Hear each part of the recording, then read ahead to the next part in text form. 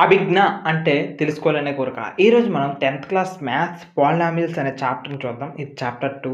So, ఈ టాపిక్‌కి సంబంధించినంత వరకు కూడాను ముందు బేసిక్స్‌ని కవర్ చేస్తాను. దాంతో పాటుగా మరొక మాట ఏంటంటే, ఎవరికైనా సరే బేసిక్స్ మ్యాథ్స్‌లో రావు అంటే దానికోసం ఒక వీడియో చేశాను. ఆ వీడియో చూడండి మీకు ఒక క్లారిటీ వచ్చేస్తది. సో, ఈరోజు దీన్ని హై లెవెల్‌లో అని చెప్పుకుందాం. అందరికీ అర్థమయ్యే కాన్సెప్ట్‌తో సహా. అయితే పాలినామిల్స్ అనే చాప్టర్‌ని మొదలు పెడదాం. అంతకన్నా ముందు ఈ చాప్టర్ మొత్తం కూడాను చాప్టర్ కాదు ఈరోజు వీడియో అంతా కూడాను మీకు ఇంట్రొడక్షన్ ఉంటది. దాంతో పాటుగా కంప్లీట్‌గా చిన్న చిన్న బేసిక్ డీటెయిల్స్‌తో కలిపి కాన్సెప్ట్స్‌తో ఉండేటట్లు చెప్తాను. ఓకేనా?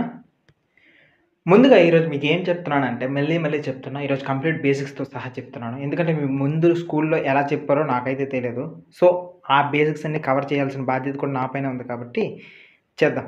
సో, ఇక్కడ ముందుగా చూసుకున్నట్లయితే ఇక్కడ ఇలా మీరెప్పుడైనా చూస్తే వెంటనే మీకు కనిపించే దాంట్లోన ఏమేముంటాయి అసలు చూసుకున్నట్లయితే ఫస్ట్ ఇక్కడ ఎక్స్ గాని, వై గాని ఈ ప్లేస్ ఉన్న వాటిని ఏమంటారంటే వేరియబుల్ అంటారు. సో, ఈ వేరియబుల్స్ అనేవి ఏ నుండి జెడ్ వరకు ఏదైనా అవ్వచ్చు.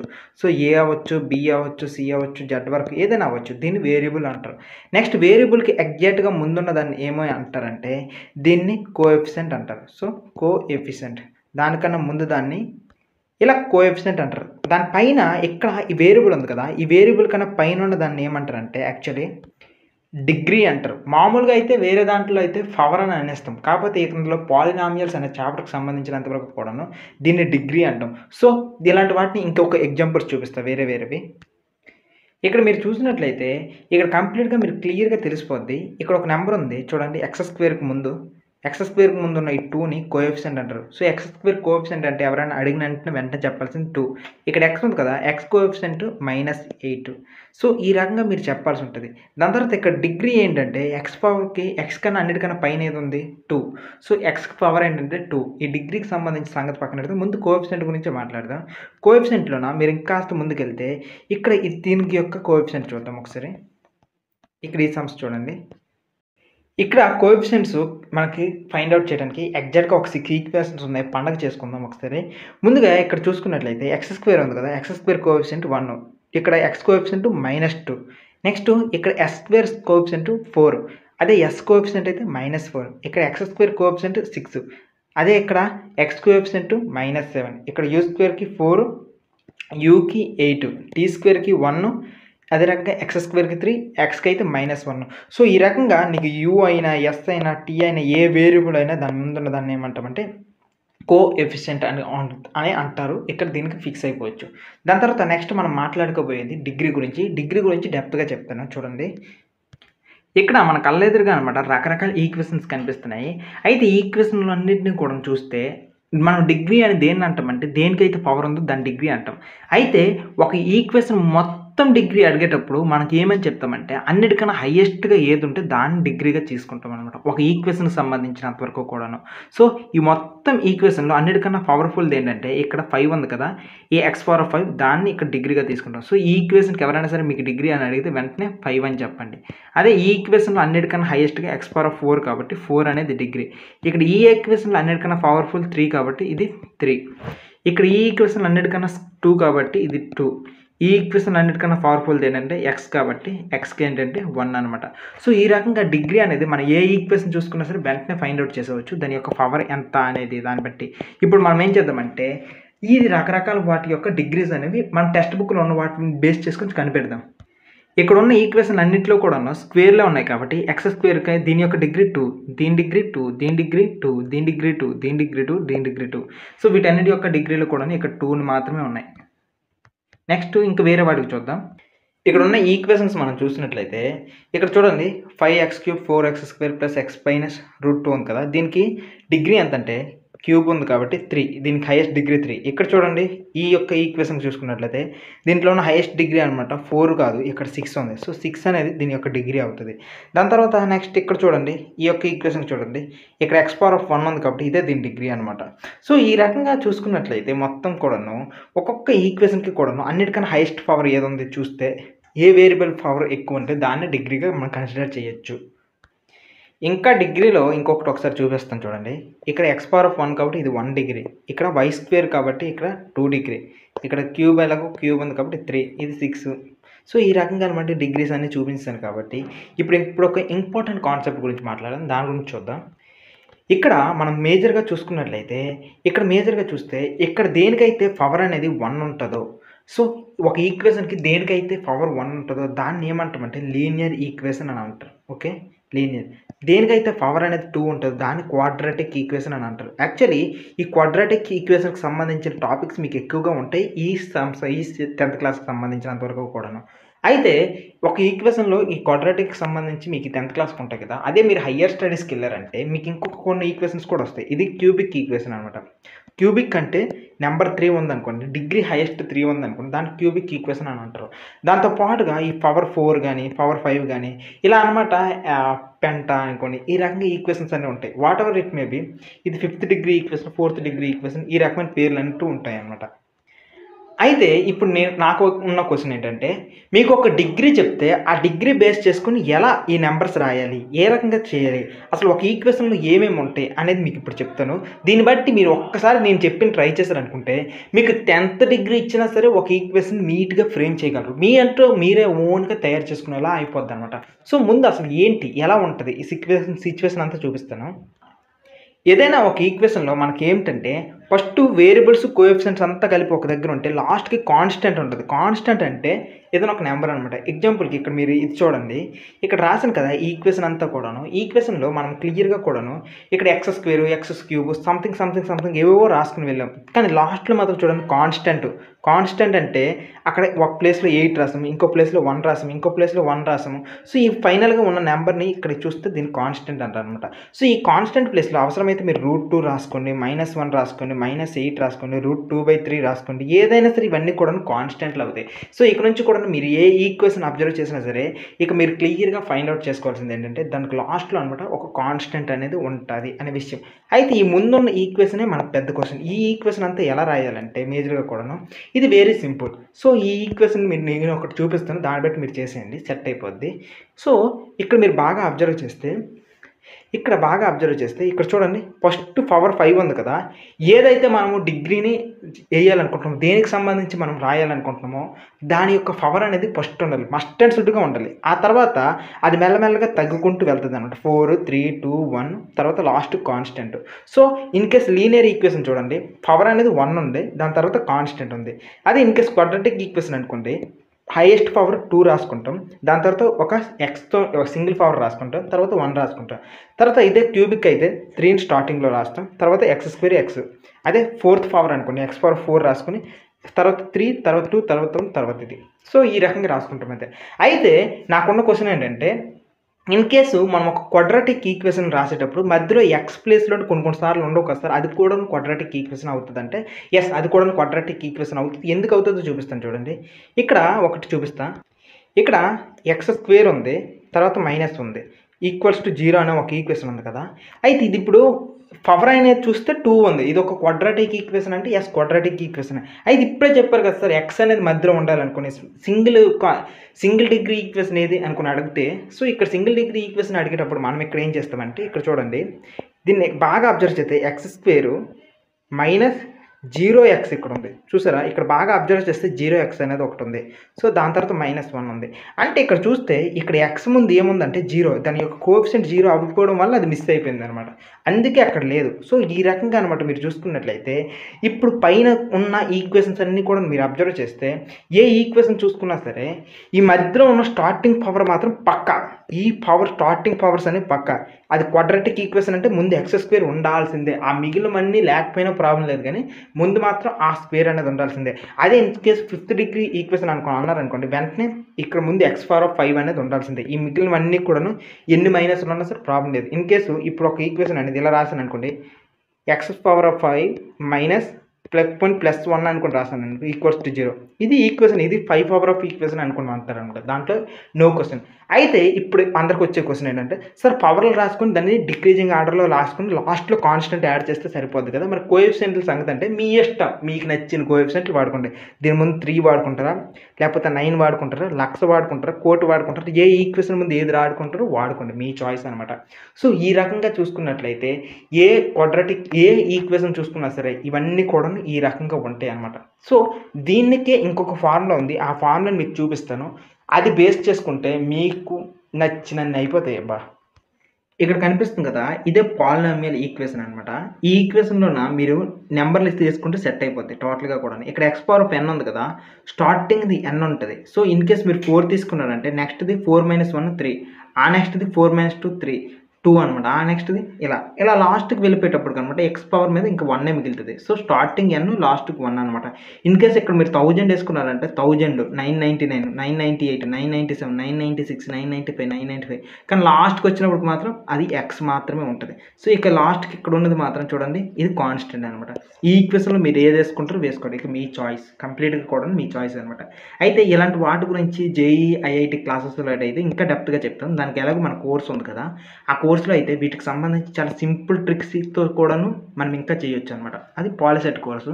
సో, ప్రస్తుతానికైతే ఇది నేర్చుకోండి. ఎలాగో 80% ఇన్ఫర్మేషన్ మీకు కవర్ చేసేస్తున్నాను. ఎక్స్‌ట్రా ఈ జేఈఈ, ఐఐటీ అనేది అందరికీ కాదు కదా! ఎవరికైతే ఇబ్బంది ఫేస్ చేస్తున్నారో వాళ్ళకి మెయిన్‌గా. అలాగనుకోని బేసిక్స్ కోసం ఎవరికైనా ఇబ్బంది పడుతుంటే వాళ్ళకి కూడాను ఒక కోర్స్ ఉంది. సో, కావాలనుకున్నోళ్ళు చూసుకోవచ్చు. ఇది మ్యాటర్. ఇంకా చూసుకున్నట్లయితే ఇవి ఈక్వేషన్స్. ఇక నుంచి కూడాను ఒక లీనియర్ ఈక్వేషనా, లేకపోతే ఒక క్వాడ్రాటిక్ ఈక్వేషనా, లేకపోతే ఒక క్యూబిక్ ఈక్వేషనా, ఒక ఫోర్త్ ఫార్మ్ ఆఫ్ ఈక్వేషన్, ఒక ఫిఫ్త్ ఫార్మ్ ఆఫ్ ఈక్వేషన్ అనుకుని మీకు క్వెషన్స్ అన్నీ పోతాయి. ఏం చూసి దేన్ని అనుకుని కనిపెట్టడం మీకు ఈజీ అయిపోద్దనమాట. పాయింట్ 1. ఇప్పుడు ఒక కాన్సెప్ట్ చెప్తాను. ఈ కాన్సెప్ట్ అనేది దీన్ని ఏమంటారంటే జీరోస్ ఆఫ్ ద పాలినామియల్ అంటారు. మళ్ళీ చెప్తున్నా ఈ కాన్సెప్ట్‌ని ఏమంటారంటే జీరోస్ ఆఫ్ ద పాలినామియల్ అనేది అంటారు. సో, ఇది చాలా చాలా చాలా ఇంపార్టెంట్ అనమాట. సో, ఈ జీరోస్ ఆఫ్ ద పాలినామియల్ దీని సంగతి ఏంటి అనంటే ఇప్పుడు మనకి ఈక్వేషన్ ఉంటది కదా! ఈక్వేషన్‌లో మనం దేన్ని సబ్స్టిట్యూట్ చేస్తే ఆ ఈక్వేషన్ మొత్తం జీరో అయిపోద్ది. దాన్ని జీరో అంటారు. ఇన్ కేసు ఇప్పుడు x+1 ఉంది కదా! ఈ x+1లో మనము x ప్లస్‌లో దేన్ని సబ్స్టిట్యూట్ చేస్తే ఈ ఈక్వేషన్ మొత్తం జీరో అయిపోద్ది. ఉదాహరణకి x ప్లస్‌లో -1 వేసుకున్నాం అనుకోండి. -1 ఏసి +1. సో, -1 + 1 ఏమవుతదంటే ఈక్వల్స్ టు 0. సో, ఈ ఈక్వేషన్‌లో మీరు -1 తప్ప ఇంకేది వేసినా సరే అది జీరోగా మారదు. ఓకేనా? ఇంకొక ఈక్వేషన్ చూద్దాం. x + 2 అనుకుందాం. ఇప్పుడు x ప్లస్‌లో దేన్ని వేస్తే జీరో అవుతది? -2 వేస్తే జీరో అవుతుంది. -2 + 2 = 0. ఓకే. ఇంకొక ఈక్వేషన్ తీసుకుందాం. ఈ ఈక్వేషన్ ఏంటంటే x² - 4 ఏసుకుందాం. x² - 4 అంటే ఈ ఈక్వేషన్‌లో చూసుకున్నట్లయితే ఏ నంబర్ ఏస్తే ఇది జీరోగా మారుతుంది చూద్దామా? x² మీరు 2 ఏయండి ఒకసారి. 2 వేస్తే 2² - 4 = 0. ఎందుకంటే ఇక్కడ 2² అనేది 4గా మారుతది. అయితే ఇదే ఈక్వేషన్‌లో మీరు ఒకసారి -2 కూడా వేయండి. -2 హోల్ స్క్వేర్ - 4. సో, -2 - 2 ఏమవుతది? -2 × 2 2² అనేది 4 -× ప్లస్. సో, 4 - 4 = 0. అంటే ఇక్కడ మీకేం తెలుస్తుంది? +2 వేసినా, -2 వేసినా ఏది వేసినా సరే ఇక్కడ అనేవి జీరోగా మారుతున్నాయి. సో, దీన్ని బట్టి మీరు ఏం నేర్చుకోవచ్చంటే ఒక ఈక్వేషన్‌లో ఏ నంబర్ వేస్తే జీరోగా మారుతదో ఆ ఈక్వేషన్‌ని జీరోస్ ఆఫ్ ద పాలినామియల్ అంటారు.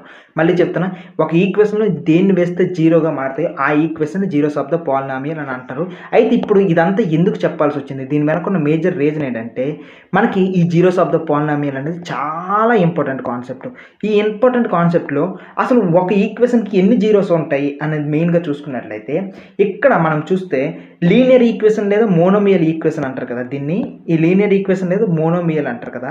ఈ మోనోమియల్ ఈక్వేషన్స్‌కి ఎప్పుడు చూసినా సరే మేజర్‌గా కూడాను ఎన్ని జీరోస్ ఉంటాయంటే ఇక్కడ ఎప్పుడు కూడాను ఒక జీరో మాత్రమే ఉంటది. 1. ఎందుకంటే ఇక్కడ ఇక్కడ x యొక్క డిగ్రీ 1 కాబట్టి దీనికి ఒక నంబర్ మాత్రమే వేస్తే జీరోగా మారుతది.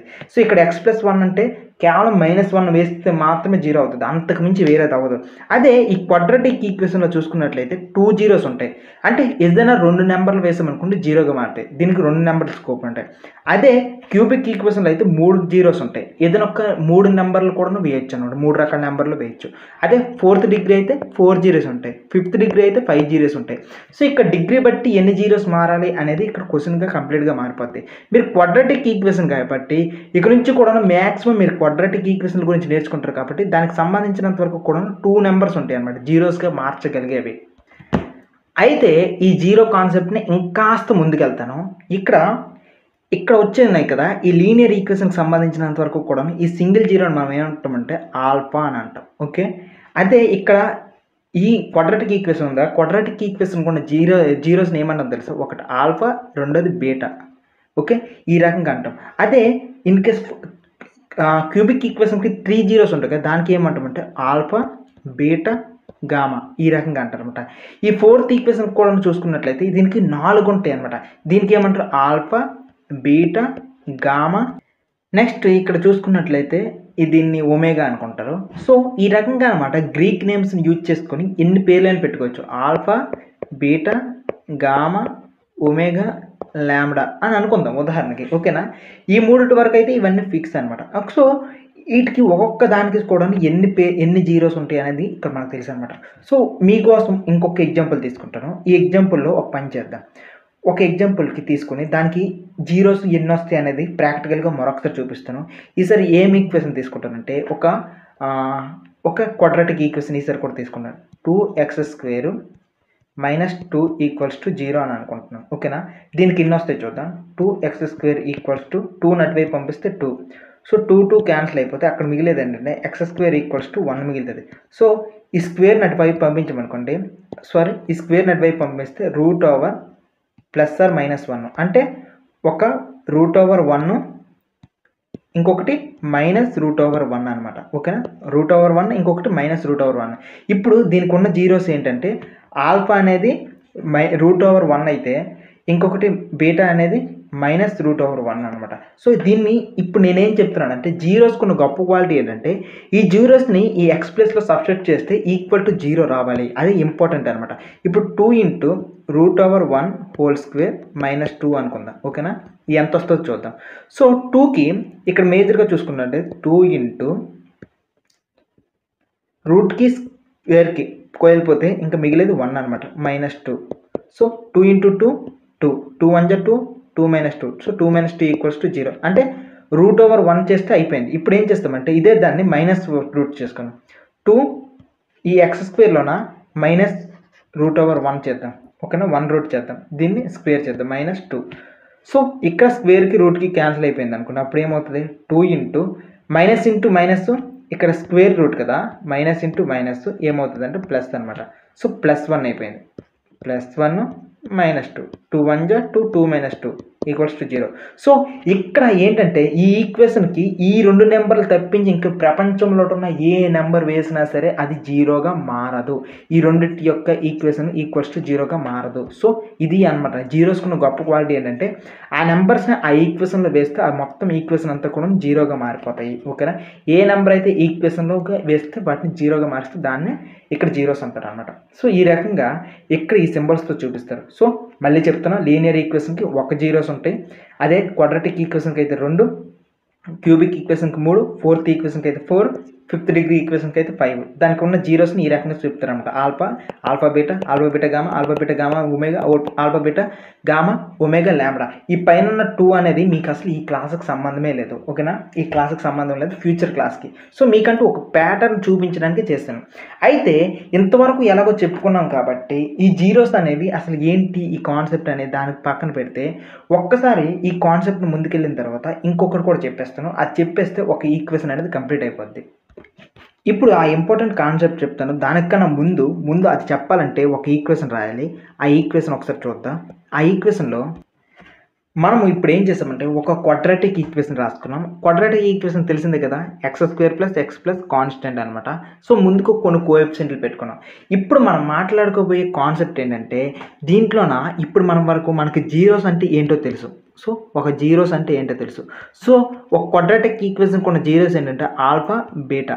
నెక్స్ట్ మనకి కోఎఫిషియెంట్స్ అంటే ఏంటో కూడా తెలుసు. కోఎఫిషియెంట్స్ అంటే వేరియబుల్కి ముందున్న వాటిని కోఎఫిషియెంట్స్ అంటారు. సో ఈ క్వాడ్రాటిక్ ఈక్వేషన్లో ఇక్కడ ఉన్న మన కోఎఫిషియెంట్లు ఏంటంటే x² ముందు a ఉంది, అదే రకంగా xకి ముందు అనమాట b ఉంది. సో ఈ 2 కోఎఫిషియెంట్లు. దాని తర్వాత మూడోది మన కాన్స్టెంట్ అంటే ఏంటో కూడా తెలుసు. ఇక్కడ కాన్స్టెంట్ చూసుకున్నట్లయితే ఒకటి ఉంది, అది c. అయితే ఇక్కడ మనం ఏం చేస్తామంటే ఒక క్వాడ్రాటిక్ ఈక్వేషన్కి సంబంధించినంత వరకు కూడాను ఈ జీరోస్కి అదే రకంగా ఈ కోఎఫిషియెంట్కి ఒక రిలేషన్ ఉంటుంది. ఈ రిలేషన్ మీరు ఐడియా చేసుకున్నారనుకోండి చాలా బిట్స్ సాల్వ్ చేస్తారు. ఎన్ని బిట్స్ సాల్వ్ చేస్తారు అన్ని బిట్స్. మీరు పాలిసెట్ కానీ ఇలాంటి ఎగ్జామ్స్ రాస్తే, లేకపోతే జేఈ ఇలాంటి ఎగ్జామ్స్ ఫ్యూచర్లో రాయాలనుకుంటే ఇప్పుడు వరకు చెప్పిందంతా పక్కన పెడితే అదంతా కూడా 2 బిట్స్, చిన్నది టూచ్. కానీ ఇప్పుడు చెప్పేది మాత్రం అల్టిమేట్ అనమాట. ఏంటి కాన్సెప్ట్ ఏంటి ఇదంతా చూసుకున్నట్లయితే మొట్టమొదటిగా చెప్తాను. ఆ కాన్సెప్ట్లో కూడాను ఫస్ట్ 2 జీరోస్ని మనం సమ్ చేస్తే ఏమవుతుంది అనేది ముందు రాస్తాను. సో 2 జీరోస్ని మనం సమ్ చేస్తే ఏమొస్తుంది చూద్దాం. సో ఇక్కడ జీరోస్ని రెండింటిని సమ్ చేసామనుకోండి, దట్ మీన్స్ ఏంటంటే ఇక్కడున్న ఈ ఆల్ఫా ప్లస్ బీటా అంటే రెండు జీరోస్ని సమ్ చేస్తే అంటే ఆల్ఫా ప్లస్ బీటా చేస్తే అర్థం ఏంటంటే ఈ మధ్యలో ఉంది కదా, ఈ బి అనేది మైనస్ బీగా మారిపోద్ది. ఓకేనా, ఈ కోఎఫిషియంట్ అనేది మైనస్ బీగా మారిపోద్ది. అండ్ అన్నిటికన్నా ఎక్స్ స్క్వేర్కి ఒక కోఎఫిషియంట్ ఉంది కదా, అది ఏగా ఉంటుంది.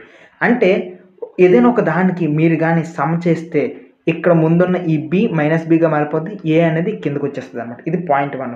అదే ఇన్ కేసు మీరు ప్రోడక్ట్ చేశారనుకోండి, రెండు జీరోస్కి మీరు ప్రోడక్ట్ చేస్తే ప్రోడక్ట్ ఆఫ్ ఇట్స్ జీరోస్ని మీరు చేస్తే దట్ మీన్స్ ఇక్కడ ఏంటంటే alpha into beta alpha into beta చేశారనుకోండి, అప్పుడు మీకు వచ్చే ఈక్వేషన్ ఏంటంటే కాన్స్టెంట్ ఉంది కదా, కాన్స్టెంట్ అంటే సి బై ఏ వస్తుంది.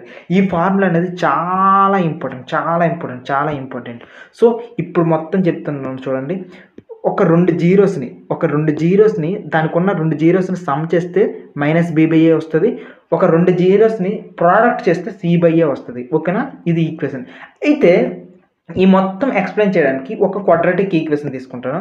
అయితే ఈ క్వాడ్రాటిక్ ఈక్వేషన్లో నేనేం చేస్తానంటే ఎక్స్ స్క్వేర్ ప్లస్ -1 = 0 తీసుకుంటాను. ఎక్స్ స్క్వేర్ -1 = అయితే ఇక్కడ ఎక్స్ అనేది తీసుకోండి సార్ అనుకుని అంటే ప్రస్తుతానికి వీటికి సంబంధించి ఒక ఎక్సర్సైజే ఉంది కాబట్టి అంత పెద్ద వాటిని నేను తీసుకోవట్లేదు. సో ఇక్కడ 0x ఉందని అనుకోండి, ప్రస్తుతానికి 0x ఉంది అనుకోండి. ఓకేనా, ప్రజెంట్ మాత్రం ఎక్స్ స్క్వేర్ -1 = 0 అని అనుకోండి. అయితే ప్రజెంట్ మనకి ఆల్ఫా బీటా తెలియదు, అంటే దీని యొక్క జీరోస్ మనకు తెలియదు. దీని జీరోస్ అంటే తెలిసింది కదా, ఇంతకుముందే చేశాను. ఎక్స్ స్క్వేర్ = 1 అయితే ఎక్స్ = √+(-1) అంటే దీనికి ఉన్నవి జీరోస్ ఏంటంటే ఆల్ఫా అనేది √1 అయితే బీటా అనేది -√1 అనమాట. -√1 ఇది కాన్సెప్ట్. సో మనకి ఆల్ఫా బీటా వచ్చేసింది కదా, ఈ సమ్ ప్రకారం ఇప్పుడు ఈ క్వాడ్రాటిక్ ఈక్వేషన్కి సెట్ అవుతుందో లేదో చూద్దాం. మనం ఏం చేద్దామంటే √1 అయితే ఇక్కడ మనం ఏమన్నామంటే రెండు క్వాడ్రాటిక్ ఈక్వేషన్ ఫస్ట్ సమ్ చేద్దాం. ఎలాగో సమ్ అని కూడా అన్నాం కదా, సమ్ అన్నాం కాబట్టి ఒకసారి సమ్ చేద్దాం. సమ్ చేసేటప్పుడు ఇక్కడ ఉన్న రెండిట్లు ఏంటి, √1 -√1. ఈ రెండింటిని సమ్ చేస్తే మనకు వచ్చేది ఏంటంటే 0. ఇక్కడ ప్రస్తుతానికి ఈ రెండింటిని సమ్ చేస్తే 0. అయితే ఇక్కడ ఈ క్వాడ్రాటిక్ ఈక్వేషన్లో -b/a అన్నాం కదా, ఇక్కడ బీకి ముందు ఏమున్నది, బి ప్లేస్లో 0 ఉంది. -b/a అన్నారు కాబట్టి ఫస్ట్ ఏ ప్లేస్లోనే 1 ఉంది, ఏ ప్లేస్లో 1 ఉంది. ఇక్కడ మైనస్ ఉంది కాబట్టి మైనస్, దాని తర్వాత ఇక్కడ బి ప్లేస్లో 0 ఉంది కాబట్టి 1 0 0 ఏ కరెక్టే కదా.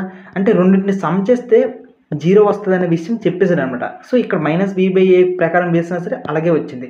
ఇప్పుడు ఏం చేద్దామంటే ప్రోడక్ట్ చేద్దాం. ఇప్పుడు ప్రోడక్ట్ చేద్దాం. ఈ ప్రోడక్ట్లో ఏమొస్తుందో చూద్దాం. సో ఇక్కడ ఏముంది, √1 ఇంటూ -√1. సో ఈ రెండింటిని ఇంటూ చేద్దాం. ఫస్ట్ ఈ రెండింటిని ఇంటూ చేస్తే √1² ముందుకు మైనస్ ఉంది. సో దీన్ని ఏమవుతుందంటే స్క్వేర్కి రూట్కి పోతే 1 మిగులుతుంది. 1కి ఎలాగో ముందు మైనస్ ఉంది కదా, మైనస్. సో ఇది పరిస్థితి. సో రెండింటిని ప్రోడక్ట్ చేస్తే మనకు వచ్చే ఆన్సర్ ఏంటంటే -1 దొరికింది. అయితే మనకి ఆల్రెడీ ఫార్ములా కూడా ఉంది కదా, దీన్ని మనం ఇంటూ చేస్తే c/a అనుకుని అన్నాం కాబట్టి దీంట్లో చూస్తే ఈ క్వాడ్రాటిక్ ఈక్వేషన్లో సి అంటే కాన్స్టెంట్ కదా, కాన్స్టెంట్ అనేది ఇక్కడ చూస్తే -1 ఉంది. ఓకేనా, ఇక్కడ ఏ ప్లేస్లోన ముందు కోఎఫిషియంట్ అనేది 1 ఉంది. సో దీని యొక్క వాల్యూ కూడా చూస్తే 1 - 1 -1 వచ్చింది. అంటే ఈ రకంగా ఉంటుంది అన్నమాట ఈక్వేషన్. సో ఈ రకంగా మీరు వెరిఫై చేసుకోవచ్చు, కావాలంటే ట్రైల్ కూడా వేసుకోవచ్చు. సో మనకి ఇదంతా కాదు, ఈ సోదంతా కాదు, మనకు అసలు ఫార్ములా ఒక్కటి కావాలంటే చూడండి, రెండు జీరోస్ని సమ్ చేస్తే -b/a వస్తుంది. అదే రెండు జీరోస్ని ప్రోడక్ట్ చేస్తే c/a వస్తుంది. సో ఇది ప్రస్తుతానికి గుర్తుంచుకోండి. ఓకేనా, ఇక్కడ చూసుకున్నట్లయితే ఏ ప్లేస్లో 1 ఉంది, బి ప్లేస్లో ఇక్కడ 0 ఉంది అనే విషయం మీకు ఇక్కడ అర్థమైంది. సి ప్లేస్లో -1 ఉంది అనేది. సో ఇది ఒక ఎక్స్పెరిమెంట్. అయితే ఇప్పుడు వరకు చెప్పిన కాన్సెప్ట్స్ అన్నీ బాగా గుర్తుంచుకుంటే మీరు నెక్స్ట్ సమ్స్ అన్నీ కూడా చేయగలరు. ఇప్పుడు అసలైన చూపిస్తాను. ఇంకొక టాపిక్ ఉంది, అదొక్క టాపిక్ చెప్తే ఇంక మీకు తిరిగే ఉండదు. ఇప్పుడు ఇదొక గ్రాఫ్ అనుకుందాం. సో మనకి ఇదొక గ్రాఫ్ అనుకుంటే గ్రాఫ్లోన ఇది x axis, okay, x dash, y dash. అయితే ఇన్ కేసు ఈక్వేషన్ అనేది x² + x + 1 = 0 అనే ఈక్వేషన్ ఉందనుకోండి. ఈ క్వాడ్రాటిక్ ఈక్వేషన్కి జీరోస్ ఎన్ని ఉంటాయి అంటే 2 ఉంటాయి కదా. ఇప్పుడు ఈ ఈక్వేషన్కి సంబంధించినంత వరకు కూడాను ఈ మొత్తం మొత్తం కాన్సెప్ట్ అంతా కూడా గ్రాఫ్స్కి సంబంధించింది. పాయింట్ 1 ఏంటంటే ఈ క్వాడ్రాటిక్ ఈక్వేషన్ అయినా క్యూబిక్ ఈక్వేషన్ అయినా దేన్నైనా సరే దీన్ని మనం గ్రాఫ్స్లో చూపిస్తాం. సో ఈ ఎక్స్ స్క్వేర్కి 2 ఉంది కాబట్టి ఏంటంటే దీని యొక్క గ్రాఫ్ అనేది మ్యాక్సిమం ఎలా రావచ్చు తెలుసా? ఇలా రావచ్చు. అంటే ఇప్పుడు ఎన్ని ప్లేస్లో ఎక్స్ యాక్సిస్ మీద ఎన్నిసార్లు టచ్ అయింది? ఒకటోసారి, రెండోసారి.